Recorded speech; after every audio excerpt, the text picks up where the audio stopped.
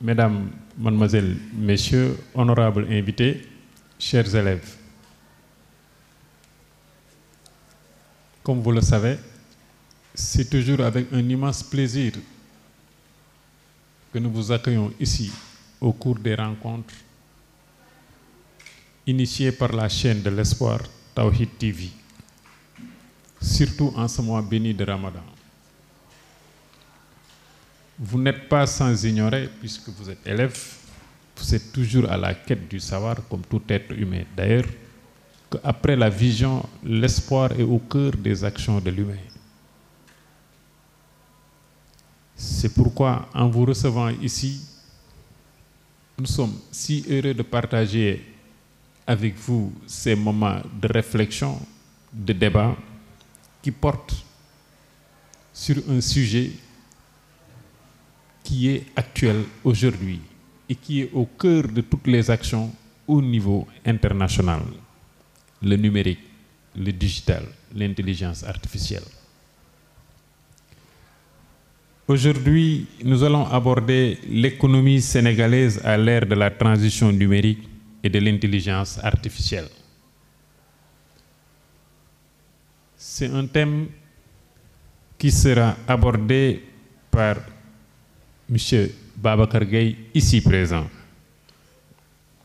qui est économiste, statisticien, professeur, et qui est aussi écrivain puisqu'il est auteur du livre Serigne Moustapha Sy, l'universaliste. Déjà écrire sur une personne de cette dimension, Serigne Moustapha Sy, a été un défi, ce qu'il a relevé, la tête haute. Et aujourd'hui, au-delà de cette dimension-là, il va nous entretenir de l'économie sénégalaise, comme je vous l'ai dit, à l'ère de la transition numérique et de l'intelligence artificielle. En tout cas, moi qui n'ai pas économiste, puisque je suis juriste, journaliste, réalisateur de formation, je suis un peu loin de ces questions économiques. Et je pense sortir d'ici en étant éclairé sur ce qu'est l'intelligence artificielle, le digital et l'impact de ces questions-là au plan national et au plan international. Donc, sans plus tarder, nous allons donner la parole à M. Babacar Gaye pour introduire ce sujet. M. Gaye, vous avez la parole. Bonjour à tout le monde. Assalamu alaikum wa rahmatullah. Tout d'abord, merci beaucoup à monsieur le modérateur. C'est toujours un réel plaisir d'échanger avec les jeunes étudiants, les élèves. D'ailleurs, nous sommes de la même génération. Peut-être la seule différence, j'ai un peu la barbe et que vous n'en avez pas. Mais quand même, nous sommes de la même génération. Quand même, c'est un réel plaisir d'être là, mais qui n'est pas du tout évident parce que, en principe, c'est le professeur Mounirou Ndiaye qui devait faire cette conférence et remplacer un homme tel que le professeur Mounirou Ndiaye, c'est pas évident du tout.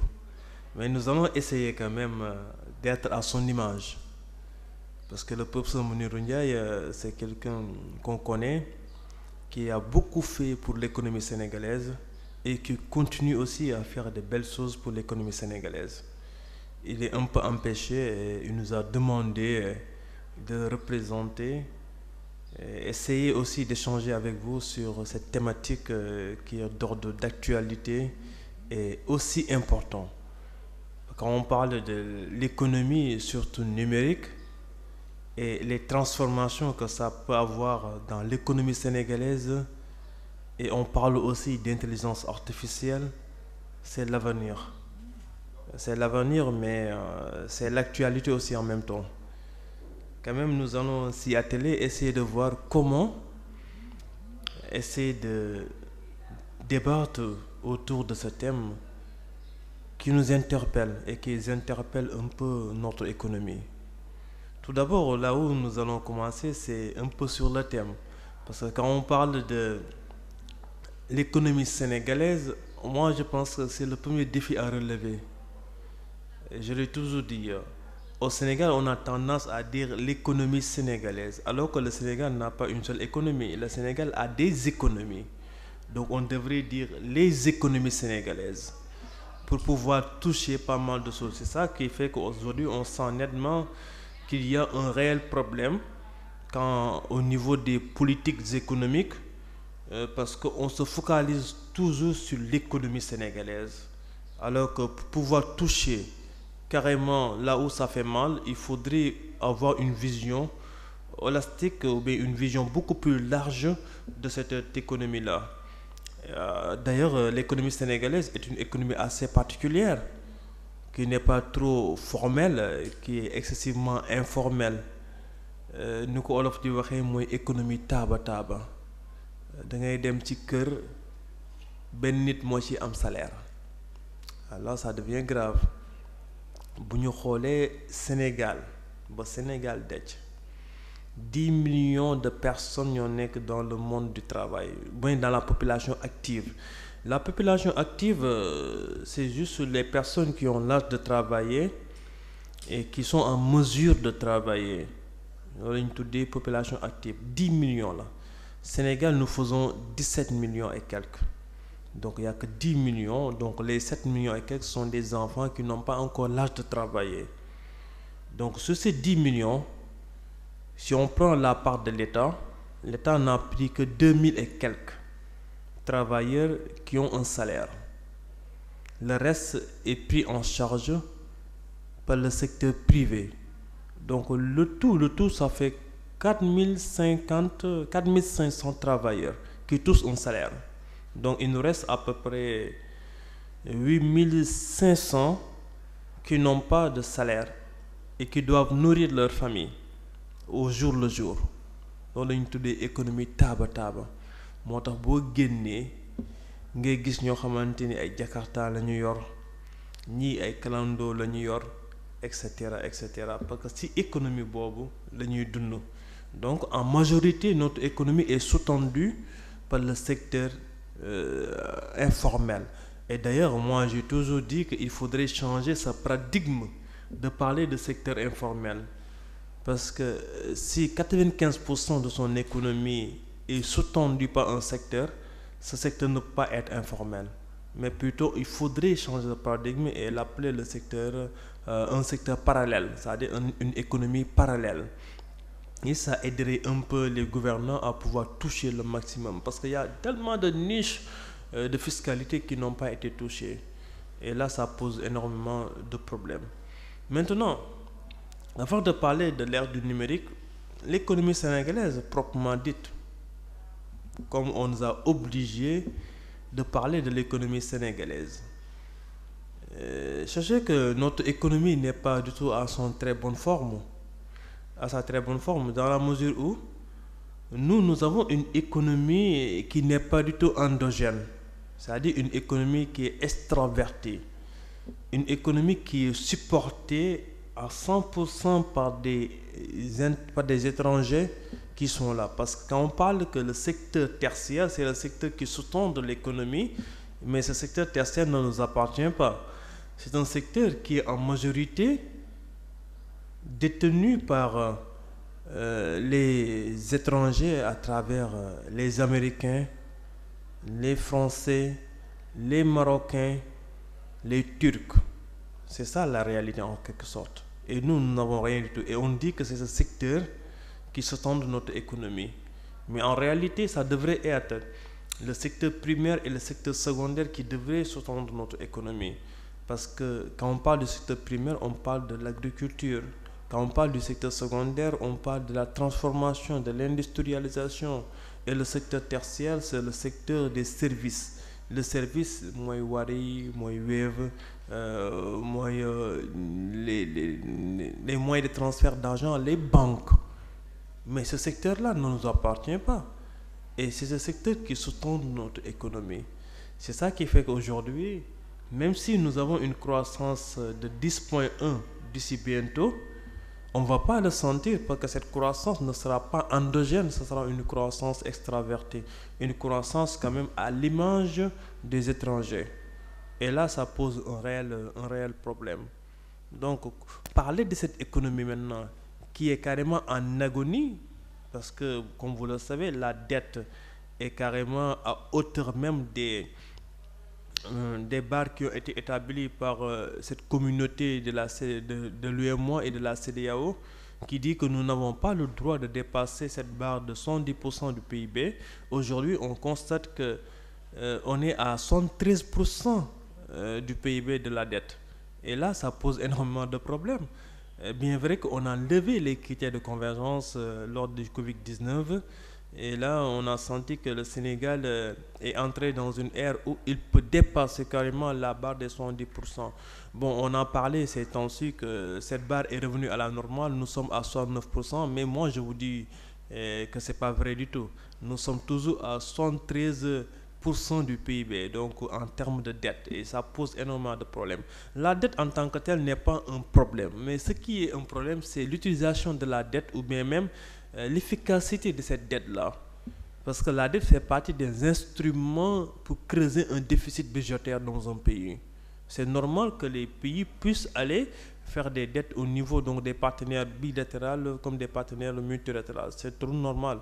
Tous les pays du monde ont des dettes, mais que ça soit une dette efficiente, et on a constaté que notre dette n'est pas du tout efficiente. Et là, c'est un réel problème aussi. Donc, nous sommes dans cette sillage. Le Sénégal, sur les papiers, quand vous prenez son économie, tout est nickel. Vous dites que nous sommes dans une économie prospère parce que là, le taux de croissance est assez élevé. Mais quand même, si vous prenez de l'autre revers de la médaille, c'est-à-dire cet aspect qualitatif, on sent nettement qu'il y a un réel problème. Beaucoup de gens souffrent, n'est-ce pas, pour pouvoir subvenir à leurs besoins, pour pouvoir remplir donc les 3 repas quotidiens. Tout simplement parce qu'on n'a pas senti cette croissance-là, on n'a pas su comprendre une répartition équitable des ressources qui ont été générées dans notre économie. Parce que tout simplement, lorsqu'on signait les clauses de notre indépendance, on avait signé aussi les clauses de notre souveraineté monétaire. C'est-à-dire on n'est pas souverain de façon monétaire. Et là, on avait signé au niveau de cette clause-là ce qu'on appelle la libre transférabilité des fonds. C'est-à-dire les étrangers avaient la possibilité d'expatrier donc carrément leurs revenus, leurs recherches quand ils voulaient. C'est-à-dire aujourd'hui les entreprises françaises ont la capacité de retourner dans leur pays avec toute la richesse qu'ils ont créée. Et nous, on ne peut rien faire parce qu'on nous a autorisé ce qu'on appelle la libre transférabilité des fonds. Et ça, c'est un handicap énorme pour notre économie. En termes de dividendes, nous n'avons pas de dividendes. Parce que tout simplement, on ne détient rien dans notre pays. On n'est pas majoritaire dans les grandes entreprises. Toutes les grandes entreprises sont détenues par les Occidentaux. Ce qui fait qu'aujourd'hui, il n'y a pas une dividende qui reste dans le pays. Tout est donc repatrié vers l'étranger. Et c'est ça qui fait qu'on ne peut pas sentir quand même cette croissance dont on brande tout au long de la journée dans les médias. Mais quand même, le Covid-19 a montré une autre facette de l'économie, ou bien des économies. Le monde est entré en 2019 dans une crise sans précédent, parce que certains disent qu'il y avait une crise avant, mais cette crise sur le plan économique est sans précédent. C'était un cas d'école, parce que d'habitude on sentait que les crises c'était en Chine, aux États-Unis, etc. Mais aujourd'hui, on a senti que cette crise a touché la planète, a touché le monde entier. Donc, c'était en Chine, après en Europe, en Afrique. Donc, nous sommes dans un monde interconnecté. Nos dirigeants ont fait cette erreur de rapatrier nos compatriotes qui étaient en Chine. Et les autres dirigeants aussi ont fait cette même erreur de rapatrier quand même le concitoyen qui était en Chine. Et c'est ça qui a fait que le virus s'est répandu dans le monde et a touché toutes les économies. Toutes les économies étaient carrément à genoux, sans exception. Toutes les économies, que ce soit l'économie américaine, que ce soit donc l'économie chinoise ou bien même l'économie européenne, était carrément à genoux.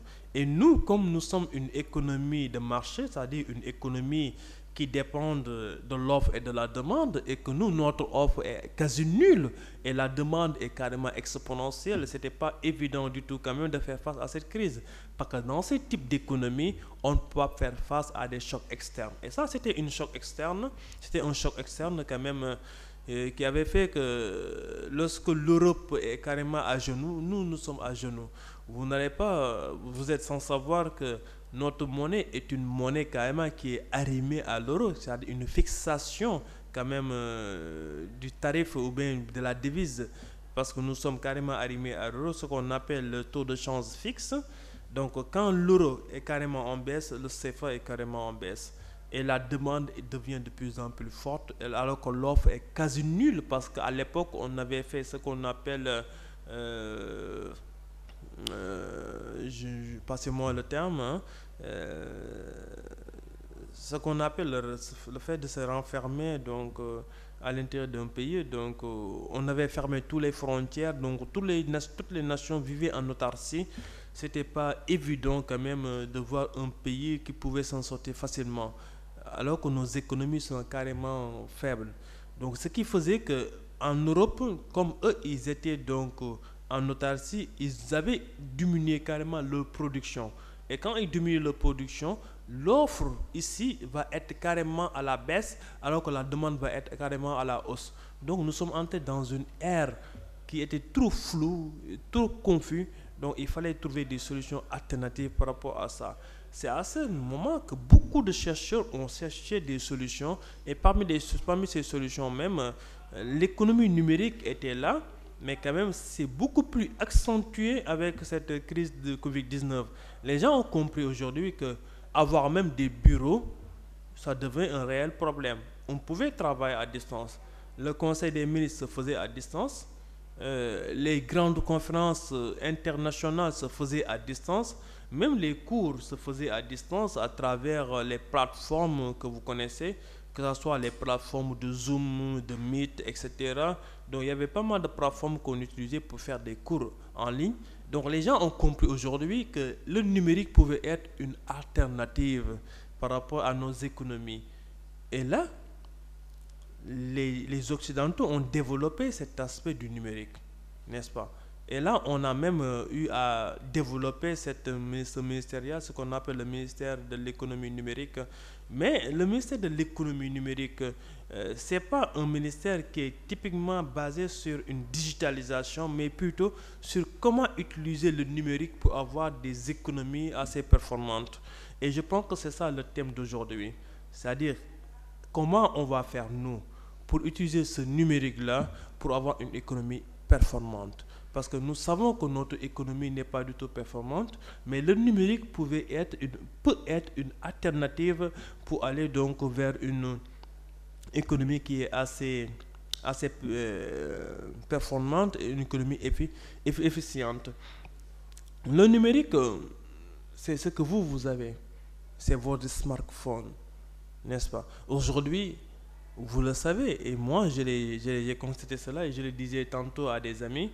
Qu'est-ce qui se passe au Sénégal? Que tout le monde fait des lives aujourd'hui. Quand vous entrez sur TikTok, on voit des gens qui font des lives. Et là, je me pose la question, c'est quoi? Est-ce qu'on est entré dans une transition? C'est-à-dire qu'on a quitté une économie traditionnelle vers une économie numérique. Parce qu'aujourd'hui, les gens n'ont plus besoin d'avoir des employés. On va en arriver avec l'intelligence artificielle. Les gens n'ont plus besoin d'avoir un professeur. Les gens n'ont plus besoin d'avoir un coach parce que tout est digitalisé aujourd'hui. Quand vous voyez les gens sur TikTok, ils vendent leurs marchandises sans pourtant se déplacer. Vous vous connectez, vous regardez si l'article vous intéresse, vous achetez par les moyens de transfert d'argent, parce que même les moyens de transfert d'argent font partie de l'économie numérique. Donc, on va essayer de voir maintenant. Les boutiques ne vont plus exister, les entreprises physiques ne vont plus exister, le personnel va être carrément à la baisse et les gens vont utiliser ces nouvelles plateformes pour pouvoir évacuer facilement leurs marchandises. Là où vous avez besoin d'une production assez intense, une logistique assez intense, là vous avez juste besoin d'une bonne connexion, d'un bon téléphone et là tout le monde peut vous voir, partout dans le monde. Et vous n'avez même pas besoin de payer, donc, comment dirais-je, un expert en communication pour vous aider dans ce sens. Parce que vous avez votre téléphone, vous avez 1000 abonnés, donc vous pouvez aller directement au niveau de vos lives.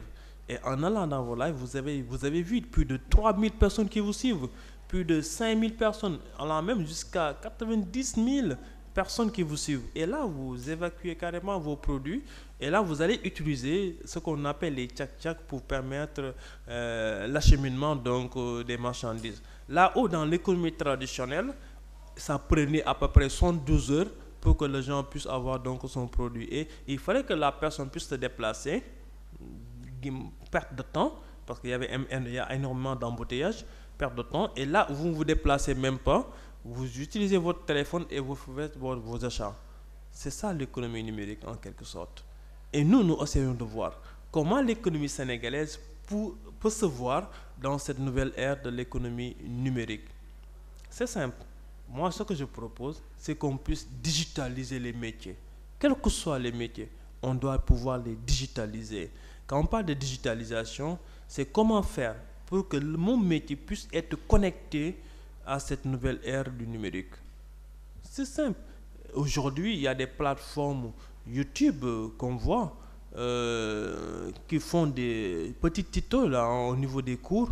Quand vous voulez avoir donc un cours sur la trigonométrie, il y a une page qu'on appelle les bons profs qui vous donne donc tous les cours là-bas.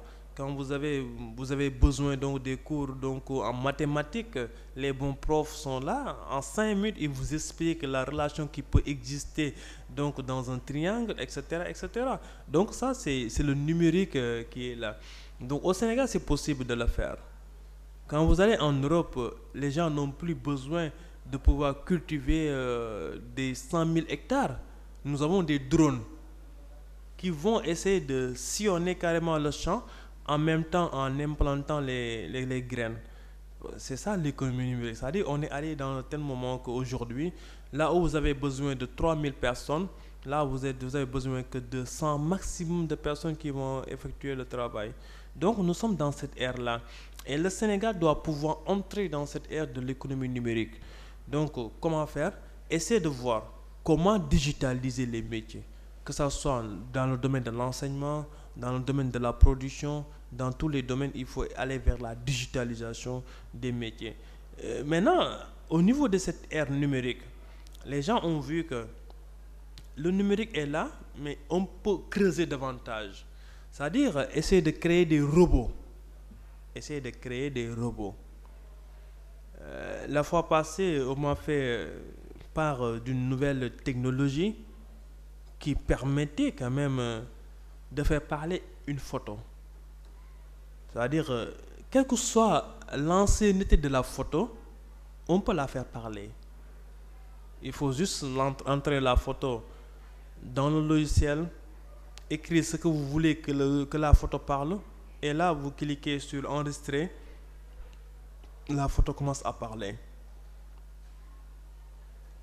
Donc, c'est ça ce qu'on appelle l'intelligence artificielle. Et cette intelligence artificielle est en train de semer le chaos dans le monde. Ces temps-ci, je suis en train de réfléchir pour mon 3e ouvrage, l'intelligence artificielle face à une croissance sans humain. C'est-à-dire, comment l'intelligence artificielle va venir générer la croissance, mais cette croissance ne sera pas accompagnée par un capital humain performant. Il n'y aura pas un capital humain qui va sous-tendre cette croissance économique-là. Parce que nous avons ici ce qu'on appelle l'intelligence artificielle. Vous savez, en Europe, et ça faisait même un bruit à l'époque, ces temps-ci, les étudiants ne font plus leur devoir.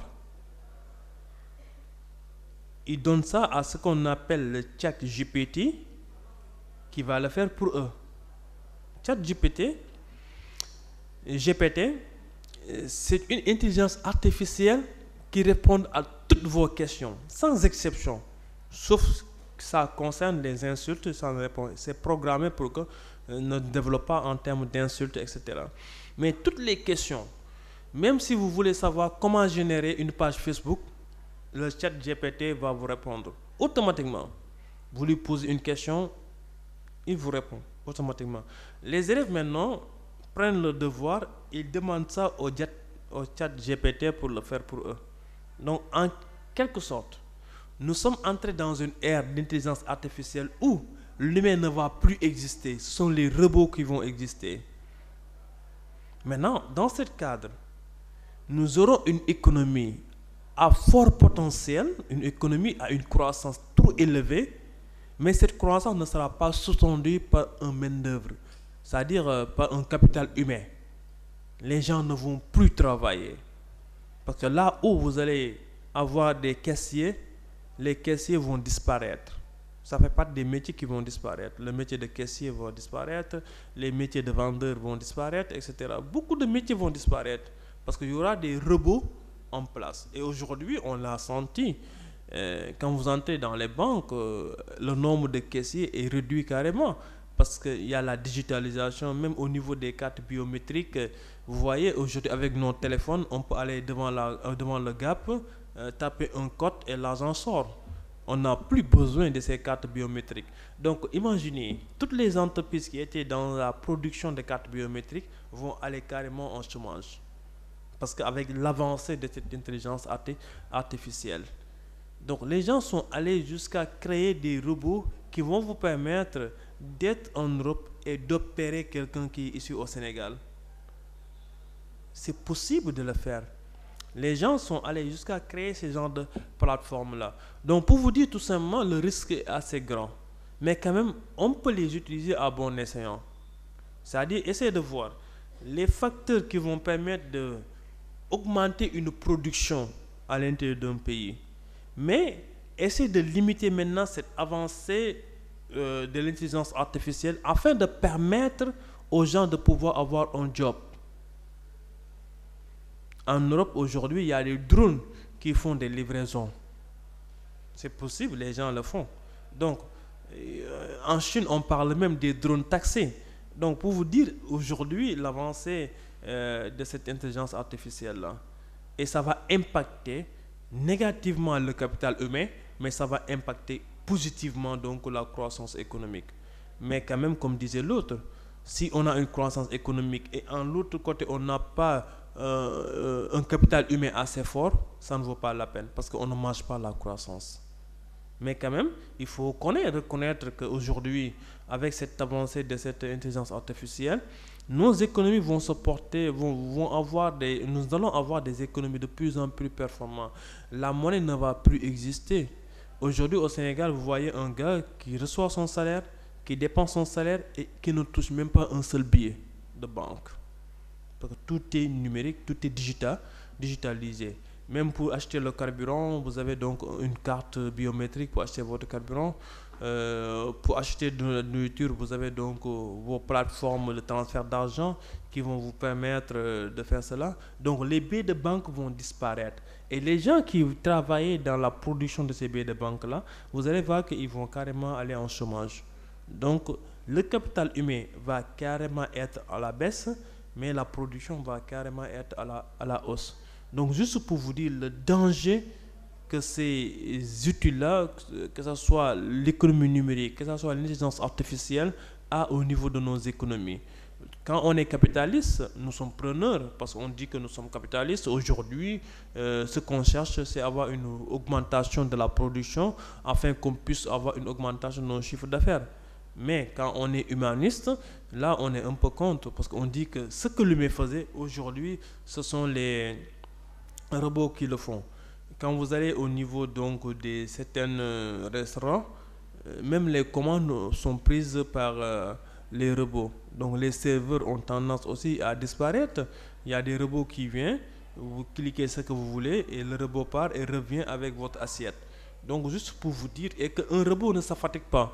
Donc le temps de travail d'une personne, le robot peut faire plus de 3 ou même, voire même 4. Donc c'est ça qui va augmenter la production.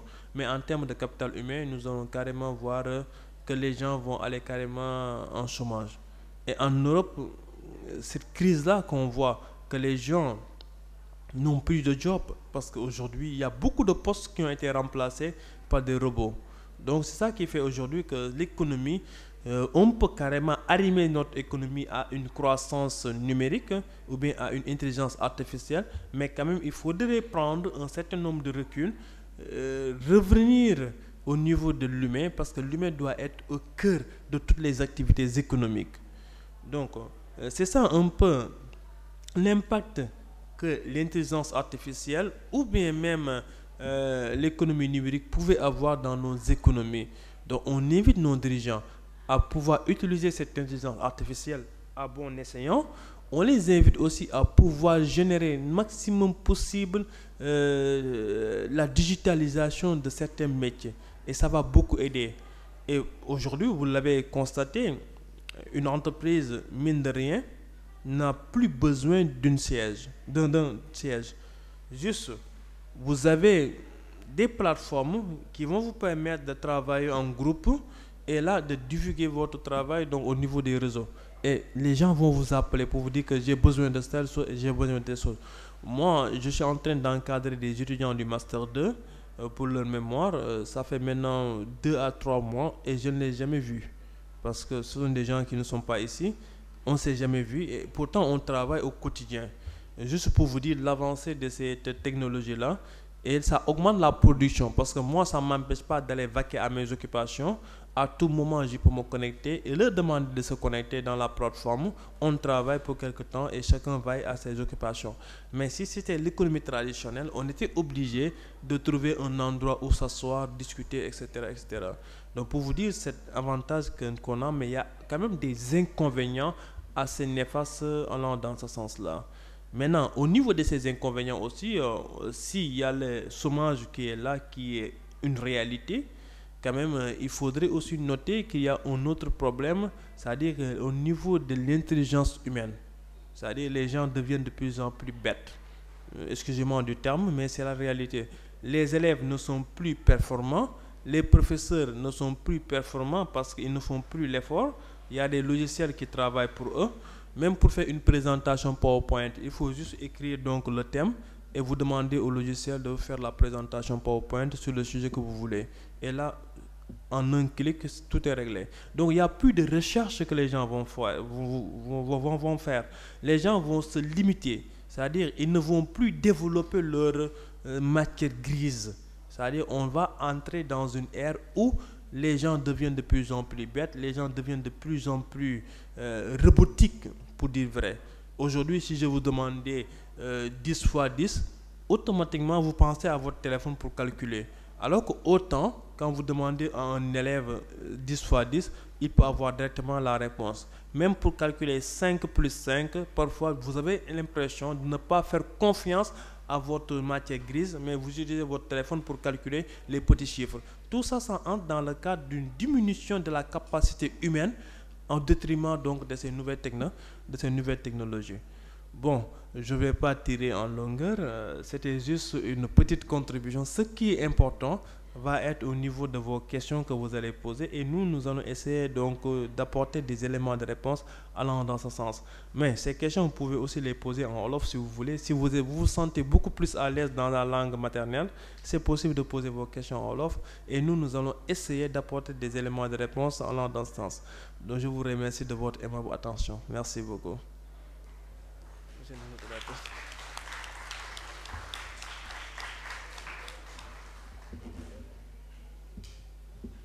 Merci, M. Gaye. Personnellement, nous nous sommes bien régalés de cette exposition-là, puisque avec vous, nous avons pu mesurer l'impact de certaines actions que nous sommes en train de mener actuellement, puisque vous avez parlé en premier lieu de souveraineté monétaire, vous avez parlé de l'intelligence, la dernière partie de l'intelligence artificielle et l'impact que cela a dans notre vécu quotidien. Et que ces impacts-là peuvent être positifs ou négatifs. Mais toujours est-il que, à vous écouter, j'ai l'impression que nous nous projetons vers un siècle où, avec l'intelligence artificielle, il ne serait plus possible de mentir, de se mentir les uns les autres. Je le pense fondamentalement. Il peut arriver que vous dites que vous aimez telle personne, et tout de suite ça vous dit que c'est faux, puisqu'il n'y a pas une comptabilité entre vos noms, vos dates de naissance, etc. Et je pense que cela va avoir des conséquences encore beaucoup plus dangereuses, ou positives ou négatives, je ne sais pas. Mais en tout cas, retenons qu'avec l'intelligence artificielle, aujourd'hui, nous nous acheminons vers un monde où il y aura de moins en moins, où l'humain sera de moins en moins au cœur des actions. Vous l'avez dit tout à l'heure, il fut un temps, vous allez à la banque, vous touchez votre salaire, on vous le compte billet par billet, vous mettez dans votre poche, vous retournez chez vous. Aujourd'hui, vous l'avez dit, vous pouvez consommer entièrement votre salaire sans toucher un seul billet. Vous pouvez toucher 50 000 francs, vous payez les 5 000 francs. Vous payez tout à travers les plateformes. Vous avez consommé les 50 000 francs là sans toucher le plus petit billet. Et que donc l'humain est de moins en moins au centre, en tout cas, des actions. Je ne vais pas aussi tirer trop en longueur. Nous allons donner l'honneur à nos invités de pouvoir contribuer en développant d'autres idées ou bien même en posant des questions. M. Gueye l'a dit en français ou en wolof. Nous vous remercions. Bonjour. Comment allez-vous? Je suis vraiment contente d'être là parmi vous. Ça m'a fait plaisir de vraiment suivre ce que le monsieur est en train de dire. C'est vraiment intéressant parce que, franchement parler, actuellement, on est dans un monde où les élèves ne font plus rien. Nous-mêmes, on a vraiment remarqué ça.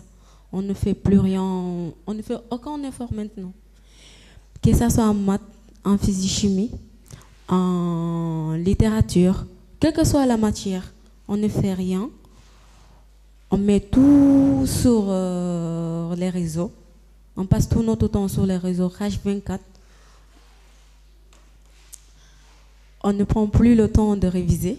On s'est dit le lendemain, on aura notre téléphone pour toucher.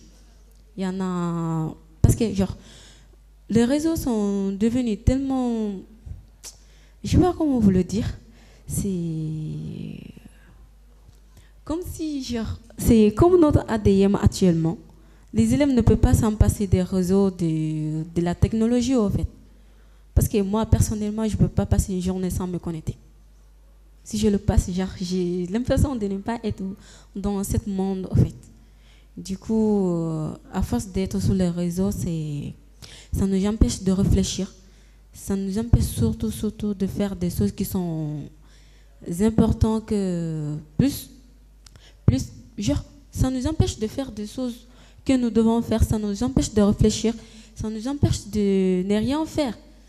Parce que même quand on est à la maison, quand nos parents nous appellent, on est sur nos téléphones, ils disent non mais maman, arrête, c'est ce que tu es en train de faire, tu m'agaces. On le fait tout le temps, chacun d'entre nous ici. Quand on est sur notre téléphone, c'est comme si on est loin de là. Ça nous empêche même les élèves littéraires d'apprendre, de lire. Ça les empêche de réfléchir, d'écrire. Ils ont toujours des autographes dans leur téléphone. Ils ne se prennent même pas le temps de réfléchir sur quelque chose. Ils ont toujours des autographes dans leur téléphone. Tout ce qu'ils veulent, des conjugaisons, quel que soit. Genre, on arrive vraiment dans un monde où l'humain ne réfléchit plus. C'est tout. Merci.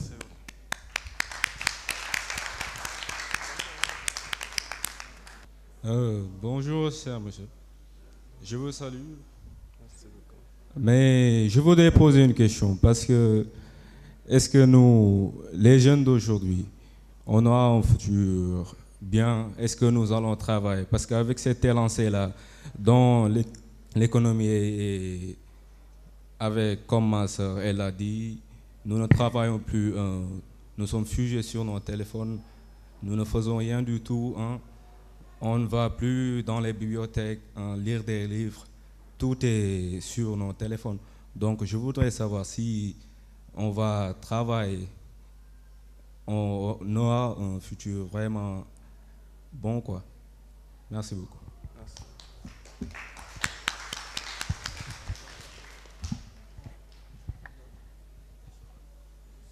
Bonjour. J'aurais une question à vous poser, au fait, à propos du sujet. L'IA a pris la place de l'homme. Le taux de chômage augmente de plus en plus.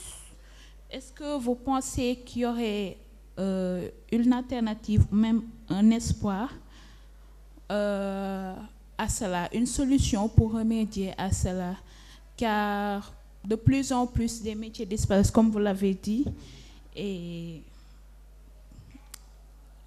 je voulais vous demander, en fait, quelle est votre pensée sur cela, si vous avez des solutions pour nous en proposer.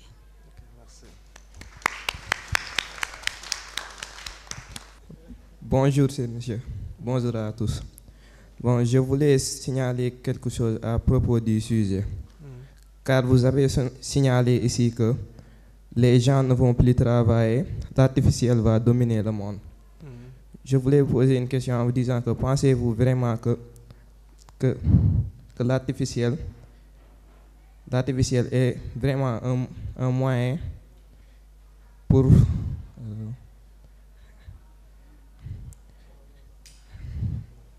pensez-vous vraiment que l'artificiel est un moyen possible pour le développement des activités et de l'agriculture? Merci.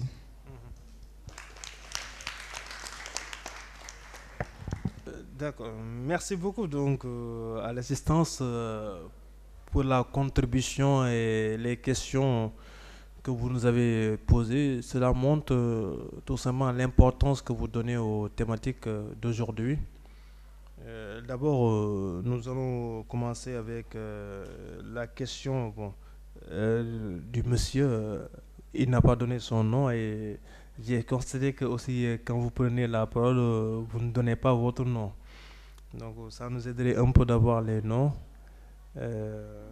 Mais quand même, est-ce que nous allons travailler?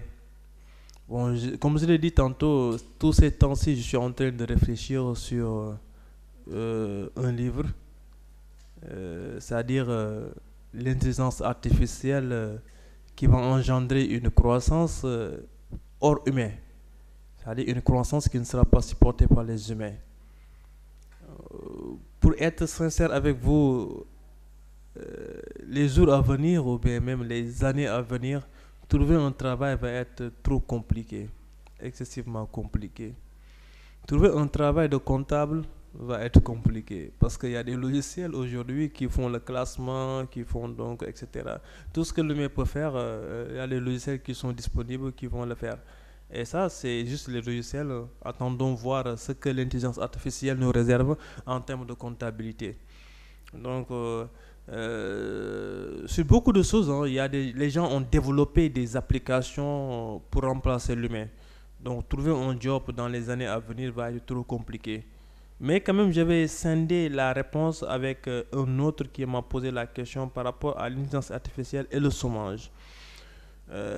Cette lueur d'espoir que nous avons, à chaque fois qu'il y a une création numérique, entre guillemets, c'est-à-dire en termes d'intelligence artificielle, il y a de nouveaux corps de métier qui apparaissent. Par exemple, quand on crée un robot, comment faire fonctionner un robot? C'est un nouveau corps de métier. Quand on crée une drone, comment piloter une drone? C'est un nouveau corps de métier. Donc quand on crée quelque chose, il y a de nouvelles métiers qui apparaissent. Donc moi, ce que je suggère à ces élèves-là, à ces futurs bacheliers, c'est de vous orienter vers les métiers du numérique. C'est-à-dire les métiers traditionnels, comme le marketing. Bon, d'ailleurs, le marketing n'existe plus. On parle maintenant du marketing digital, n'est-ce pas? Donc le marketing basique fondamental, les gens n'en parlent plus aujourd'hui, on parle du marketing digital. Donc essayez de vous approcher des métiers du numérique, l'informatique, donc la création de sites, etc., etc. Ce sont ces métiers-là qui sont des métiers de l'avenir. Mais il y a quand même une nouvelle brèche qui va carrément gouverner le monde d'ici quelques temps, c'est l'environnement. C'est-à-dire les sciences de l'environnement. Parce qu'aujourd'hui, les gens, par exemple, la Banque mondiale, l'Union européenne, ne travaillent plus sur des projets qui ne prennent pas en acte les impacts de l'environnement. Donc, les métiers comme l'environnement, les métiers comme l'informatique sont des métiers d'avenir. Il faudrait donc essayer de voir sur ces métiers-là. Mais vu l'avancée de l'intelligence artificielle, il sera trop compliqué de trouver un job dans ce sens-là. Donc, mais quand même, comme on dit, on a quand même laissé ce que Dieu avait prescrit pour nous et on a fait ce que l'homme a prescrit pour nous, raison pour laquelle on a tous ces problèmes-là. Donc, ça c'était un peu donc, la question pour le monsieur et la dame. L'intelligence artificielle est un moyen pour le développement agricole, évidemment. Tout à l'heure, je vous ai donné l'exemple des drones qui survolaient les champs. Maintenant, ce sont les drones qui font tout le travail des humains. L'avantage que nous avons là-bas, c'est une augmentation de la production. C'est-à-dire que l'intelligence artificielle n'arrange que les capitalistes. C'est-à-dire que des gens qui n'ont rien à faire de l'humain. Ce qui les intéresse, c'est l'augmentation de leur profil. C'est-à-dire une augmentation inopinée des profils. C'est-à-dire avoir des chiffres d'affaires qui grimpent, qui ne cessent de grimper. Mais l'humain, ça ne les arrange pas.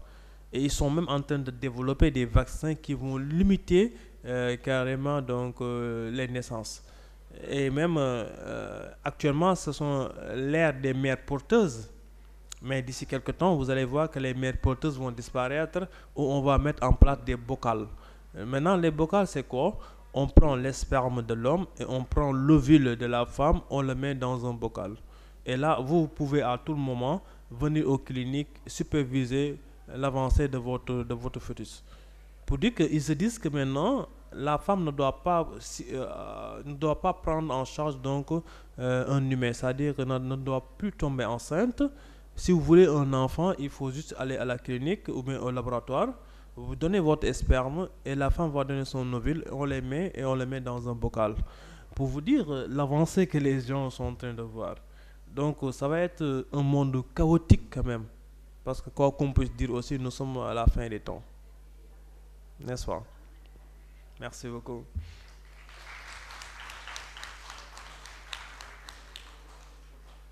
Bon, c'est vous le modérateur. Je correcture ou bien... Okay. Donc, oui. Il y a une question? Oui, allez-y. Oui, allez-y.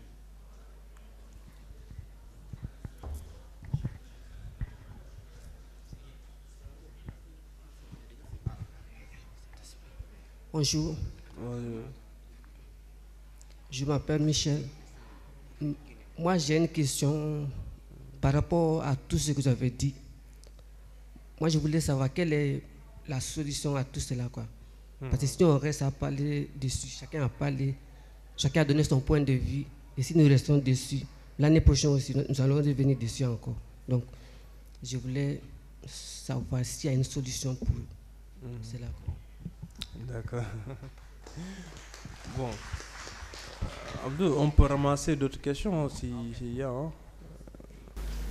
Comme ça, on va terminer une bonne fois. Bonjour. Oui. Bonjour. Moi, j'ai une question par rapport à votre dernier message. Vous aviez dit que maintenant, on prend la semence des hommes plus un ovule d'une femme pour créer les enfants. Mais cela n'est qu'un prototype. Évidemment. Ça n'a pas encore été créé. Et quel est votre point de vue par rapport à ça? Ok. Oui.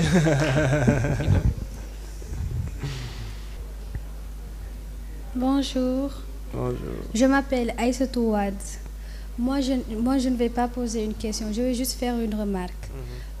Au Sénégal, quand quelqu'un crée un objet, on ne lui accorde pas beaucoup d'importance par rapport à quelqu'un qui crée des trucs d'amusement au Sénégal. Mais je sais que si l'objet qu'il a créé est soutenu par l'État, l'objet peut se développer pour donner autre chose qui peut révolutionner le Sénégal. Parce que s'ils veulent que le Sénégal soit un monde, bon, pas carrément digital, mais bon, s'ils veulent révolutionner un peu le Sénégal, ils doivent prêter attention aux jeunes créateurs des objets et les soutenir. Et ne pas être seulement dans le domaine du divertissement et savoir créer. C'était tout. Bonjour à tous. Bonjour. En fait, moi, je voulais juste contribuer aux questions de mon camarade qui demandait si on avait des solutions à l'environnement, comment ça se passe, et au développement sur le digital. Bon, moi, je pense juste que pour ça, il faut beaucoup sensibiliser les jeunes d'aujourd'hui, parce que ce sont les jeunes qui passent plus de temps sur les réseaux. Les sensibiliser, parce que les Blancs, eux, ils mettent en place les réseaux pour nous attarder, nous, les Africains. Mais eux, ils utilisent les réseaux souvent, ils ne s'y attardent pas trop. Ils les utilisent peu. Donc moi, je pense qu'ils ont fait les réseaux pour nous attarder, nous, les Noirs. Parce que nous, quand on crée quelque chose, on s'y attarde, on passe trop de temps dessus, on met même notre vie dedans, alors que ce n'est pas bon pour nous. Ça ne nous permet pas de développer. Donc je pense juste qu'on doit beaucoup sensibiliser sur le fait de passer moins de temps sur les réseaux pour pouvoir permettre à notre intelligence de mieux se développer. Merci. Ok. Donc, les solutions, c'est Charles, n'est-ce pas, Jean? Michel, hein? Ok. Michel, je pense que les solutions, on en a un peu parlé tout à l'heure. Comme je l'ai dit tantôt, quand on crée une nouvelle chose, il y a à chaque fois un métier qui tourne autour d'elle. Par exemple, je vous ai donné l'exemple des robots. Quand on crée un robot, comment fonctionne un robot, c'est un nouveau métier. Donc, à chaque fois, quand on crée une chose, il y a de nouvelles possibilités qui s'annoncent. Maintenant, les solutions, comme je l'ai dit, il faut essayer de voir les métiers de l'avenir, c'est-à-dire c'est le numérique, l'intelligence artificielle, comment dirais-je encore, l'informatique. C'est ça l'avenir en fait. Il faut essayer de vous orienter vers ces nouveaux métiers-là. Essayez de voir comment me spécialiser en informatique, comment me spécialiser en intelligence artificielle. Ce sont ces choses-là qui vont gouverner le monde de demain, indéléblement. Mais les métiers que vous voyez là, tels que les métiers donc, du marketing, etc., les banquiers, beaucoup de métiers vont disparaître et sont en train de disparaître. Mais les métiers les plus menacés aujourd'hui sont les métiers de caissier. Donc ce sont les métiers qui sont beaucoup plus menacés parce que pas mal d'entreprises ont diminué le nombre de caisses qu'il y avait là-bas. Même il y a des caisses virtuelles que les gens utilisent aujourd'hui dans le monde actuel. Donc on salue aussi l'intervention de votre camarade qui a voulu donc contribuer par rapport à votre question. Vous savez, TikTok, il y a une version domestique. Mais la version domestique n'est pas utilisée dans nos pays. La version domestique est restée en Chine. Et aujourd'hui, il y a un procès que les États-Unis d'Amérique ont lancé contre le fondateur de TikTok. Et la fois passée même, il était au niveau de leur Sénat, donc Parlement, pour répondre aux questions donc, des parlementaires. Juste qu'il voudrait savoir, parce qu'on a lancé un sondage, à savoir, un sondage autant pour moi, à savoir... Parce que le sondage a été lancé donc en Chine et aux États-Unis sur les utilisations de TikTok pour les enfants. Mais quand on a lancé le sondage, les Chinois ont répondu en majorité, ils voulaient être des astronautes. Aux États-Unis, les enfants ont répondu, ils voulaient être des influenceurs. Donc, pour voir un peu le changement de paradigme de mentalité. En Chine, la version domestique, les enfants n'ont pas le droit de l'utiliser. À utiliser de 4 heures de temps, ça s'éteigne. À 22 heures, vous n'avez plus la capacité d'entrer dans la plateforme. Impossible d'entrer dans la plateforme. La plateforme, donc, s'immobilise totalement. Donc, ils ont tellement paramétré les choses et il n'y a pas la danse là-bas, il n'y a pas donc les bêtises, il n'y a rien du tout. C'est juste des séances, des petites vidéos sur les séances, sur les découvertes, la version domestique TikTok qui est en Chine, que les enfants chinois utilisent. Aux États-Unis, ils ont carrément eu la même version que nous, raison pour laquelle leur jeunesse veut être des influenceurs, parce que là-bas, ça paye. TikTok paye les gens qui sont là-bas, mais ici en Afrique, on n'a pas commencé à payer les Africains. Donc aujourd'hui, j'imagine si on avait posé la question aux Sénégalais, beaucoup d'entre eux vont dire je vais être danseur. Parce que dans notre TikTok, beaucoup de jeunes ne font que danser, ne font que des bêtises au niveau de TikTok pour avoir le nombre de vues. Donc pour voir un peu la mentalité, c'est juste pour appuyer votre camarade qui a voulu donc dire qu'il faudrait sensibiliser donc les jeunes à l'utilisation de ces nouvelles technologies. Il y a quelqu'un qui m'a demandé mon point de vue en tant que Babacar concernant donc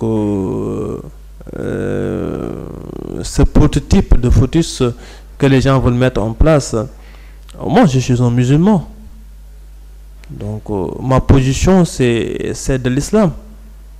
Moi, je ne serai jamais d'accord pour ces genres de choses. Jamais, plus grand jamais.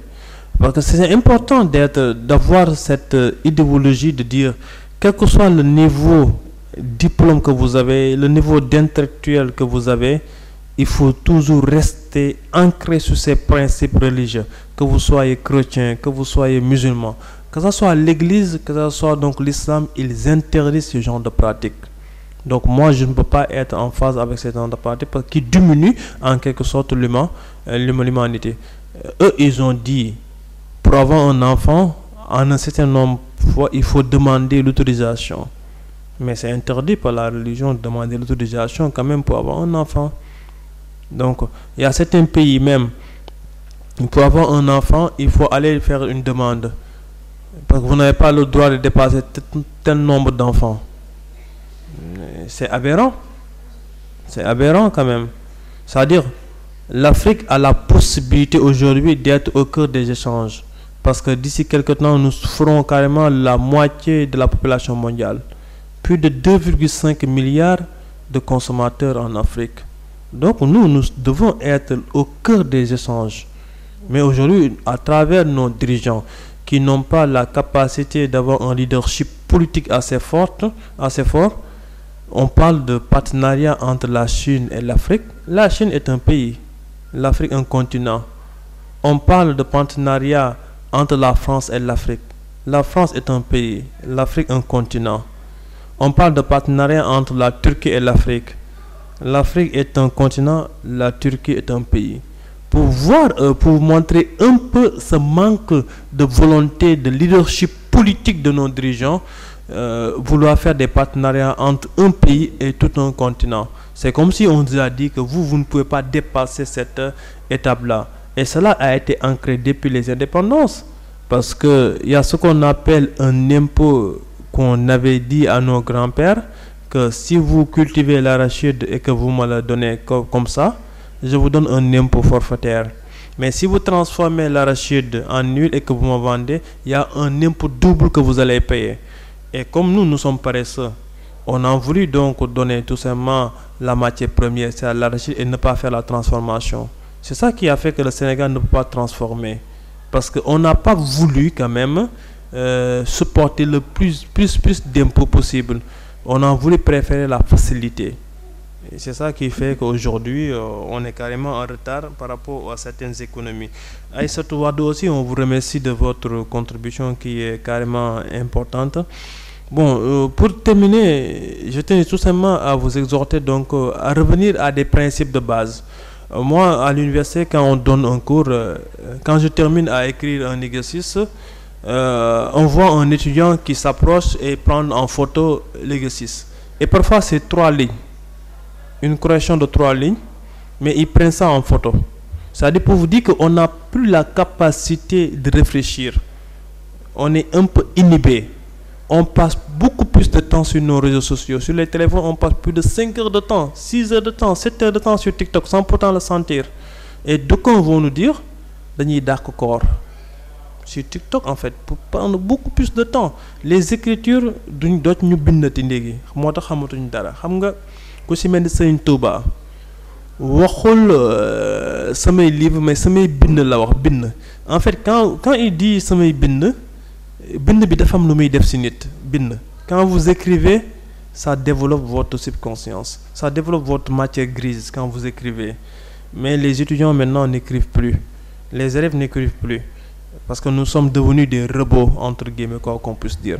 Donc le conseil que je peux vous donner, c'est essayer de diminuer l'utilisation des téléphones, essayer de diminuer l'utilisation des téléphones, des matières électroniques, c'est-à-dire que ce soit télévision, téléphone, dessin animé, etc.